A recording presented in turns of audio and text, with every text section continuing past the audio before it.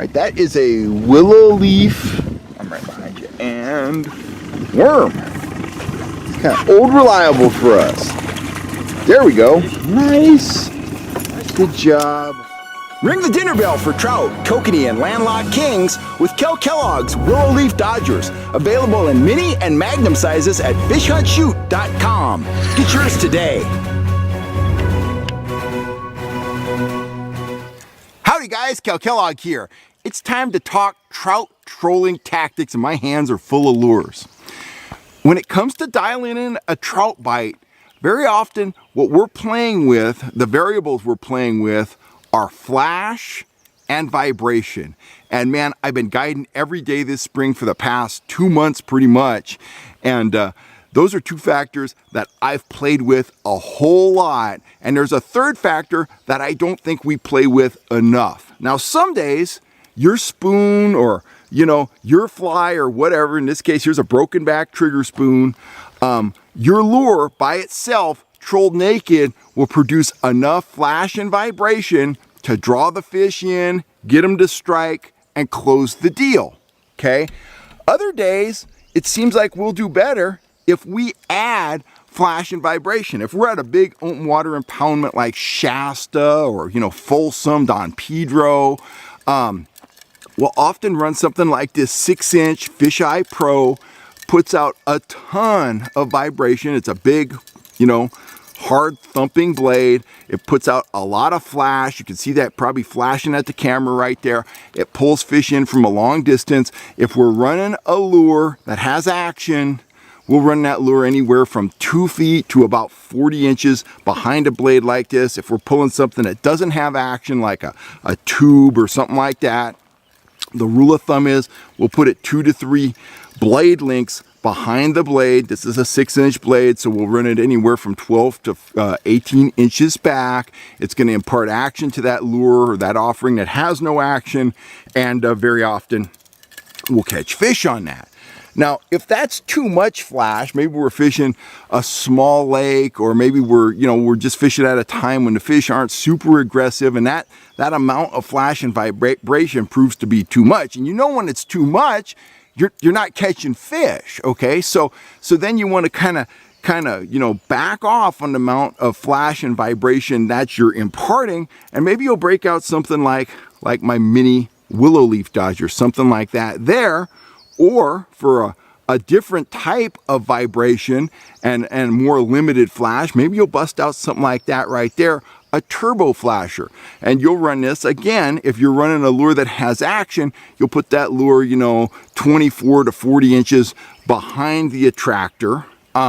If it doesn't have action, you're gonna shorten it up. You're gonna run it, 2 to 3 dodger lengths behind the willow leaf. It's got to be something pretty subtle to have the willow leaf impart action to it. And of course, the turbo flasher isn't going to impart any action, but it has a very different type of flash and vibration than the 6-inch dodger or one of my willow leafs, mini willow leafs, whatever. It's just a different sound and a different type of flash. Now, these variables, playing with these variables, can be very important day to day. And fishing every day, I've been able to see everything. And I've been trolling a lot of worms. Some days, the fish that I'm fishing, they just want a rotating worm with no flasher, no dodger, no nothing. They're kind of off the bite, but that rotating worm produces enough, vibration for them to come in, check it out, grab it, eat it, fish on, everybody's happy. Other days, my scores go up substantially if I run the worm, say 40 inches behind a turbo flasher. There are other days, and this changes from day to day, hour to hour a lot of times. There are days when I can't get them to go on the turbo, but they will jump all over a worm, trolled behind a mini willow leaf like that.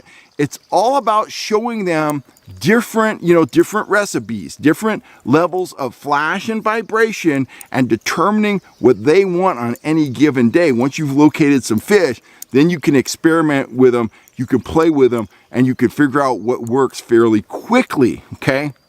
Here's a variable that I hadn't played with a lot, but I started playing with it last week and it was working for me.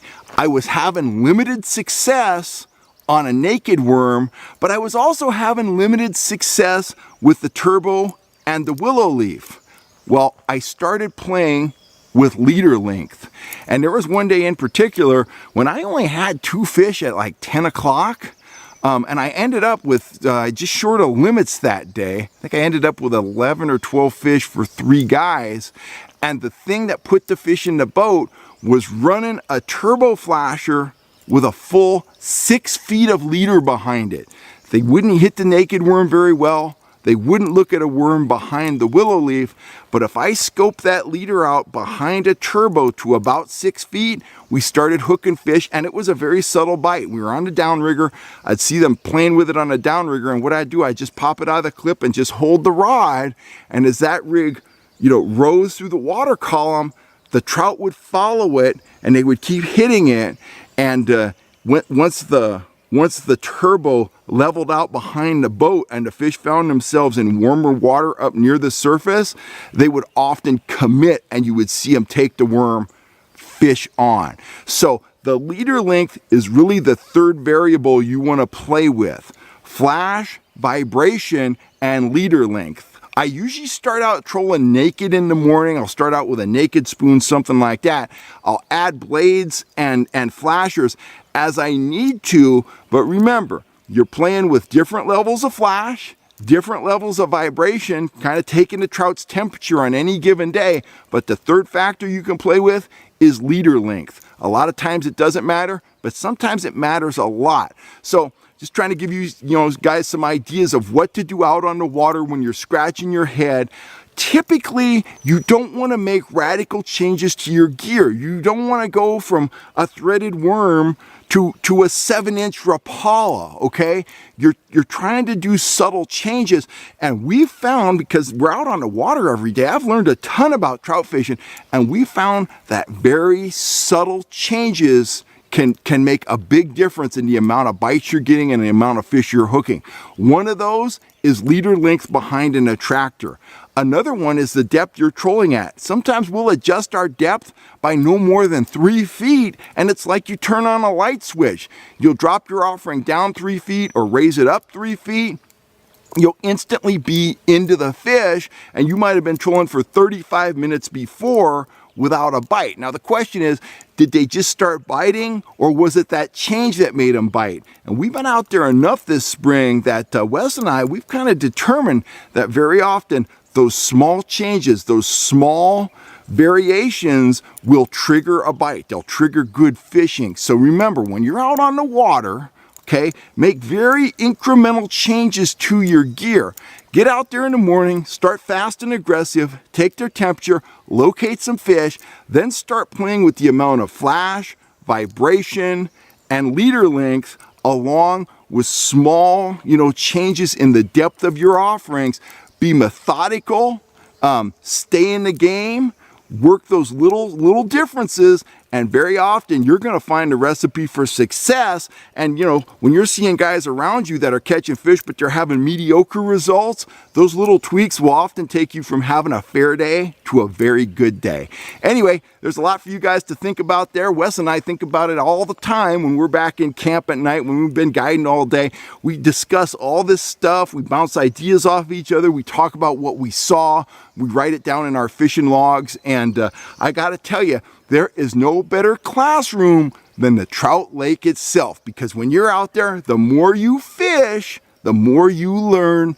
Obviously, I've been trout fishing my whole life, but fishing this spring, fishing every day, week in, week out, I have learned a ton of things that I might have suspected before, but now I know they're true. And there's some other things that I have eliminated that just were wives' tales that just simply were not true, or at least not true for me out on the water. The water, the trout, that's the ultimate classroom, and the fish, they're the ultimate teachers. I'm signing off for now. I'll catch you next time right here on YouTube. If you're looking for gear, you know where to go. Go over and check out my store at fishhuntshoot.com, and please hit that subscribe button. You know, we're going to talk the basics here. We're going to talk the upper level stuff here. We talk trout, other species. Sometimes we talk UFOs and whatnot. Whatever's on my mind, you hit that subscribe button and you're going to know when I'm on here blabbering on YouTube. Thanks for all the support, and I will catch you next time. I'm Cal Kellogg.